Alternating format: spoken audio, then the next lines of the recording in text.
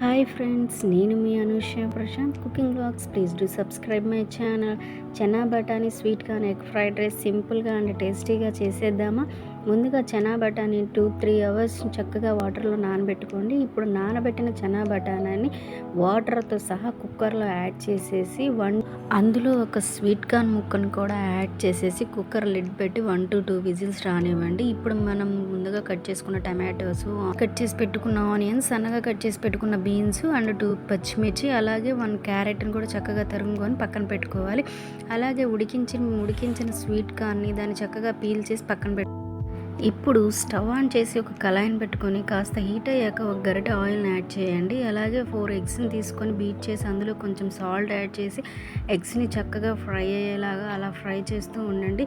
Eggs fry అయిన తర్వాత వాటిని తీసి పక్కన పెట్టేసుకొని ఇప్పుడు అదే ప్యాన్లో కొంచెం ఆయిల్ యాడ్ చేసేసుకొని ఒక ఆనియన్ యాడ్ చేసేసి కాస్త ఫ్రై అవనివ్వండి. ఆనియన్ ఫ్రై అయిన తర్వాత కొంచెం అల్లం వెల్లుల్లి పేస్ట్, అది కూడా కాస్త ఫ్రై అయిన తర్వాత టమాటో ముక్కలను కూడా కట్ చేసి పెట్టుకున్న టమాటోలు, కట్ చేసుకున్న బీన్స్, పచ్చిమిర్చి, క్యారెట్ ముక్కలు, అలాగే స్వీట్ కార్న్, అలాగే మనం ఉడికించి పక్కన పెట్టుకున్న గ్రీన్ పీస్, కొంచెం సాల్ట్ యాడ్ చేసి చక్కగా గరిటెతో అటు ఇటు కలుపుతూ చక్కగా ఫ్రై చేయండి.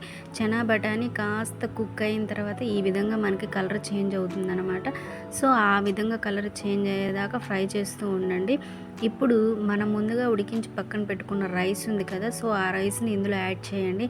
ఇప్పుడు కళాయిలోకి రైస్ని యాడ్ చేసిన తర్వాత దాన్ని చక్కగా అటు ఇటు కలుపుతూ గరిటెతో తిప్పుతూ ఉండండి. మనకి రైస్ మనం ఫ్రై చేసింది చక్కగా పడుతుంది. ఇప్పుడు మనం ముందుగా ఫ్రై చేసి పక్కన పెట్టుకున్న ఎగ్స్ని దాంట్లో యాడ్ చేసేసేయండి. అలాగే 1 స్పూన్ చికెన్ మసాలా, 1 స్పూన్ ధనియాల పౌడర్ని కూడా అందులో యాడ్ చేసేసేయండి. అలాగే ఒక 1/2 స్పూన్ కారంను కూడా యాడ్ చేసేసి దాన్ని చక్కగా కలిసేలాగా అటు ఇటు కలుపుతూ ఫ్రై చేయండి. ఇప్పుడు మనం యాడ్ చేసిన మసాలాలన్నీ మనకు ఆ ఫ్రైడ్ రైస్కి పట్టేలాగా చక్కగా ఫ్రై చేయండి. చూడండి ఎంత చక్కగా ఫ్రై అయిందో. లాస్ట్లో ఫైనల్గా మనం కొత్తిమీర స్టవ్ ఆఫ్ చేసుకుంటే చనా బఠానీ sweet corn egg fried rice ready అయిపోతుంది.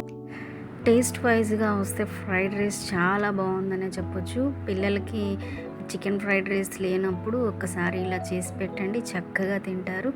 ఏదైనా కర్రీ చేయనప్పుడు కూడా మనం చక్కగా ఇలాంటివి అప్పుడప్పుడు వెరైటీస్గా చేసుకొని తింటుంటే చాలా బాగుంటుంది.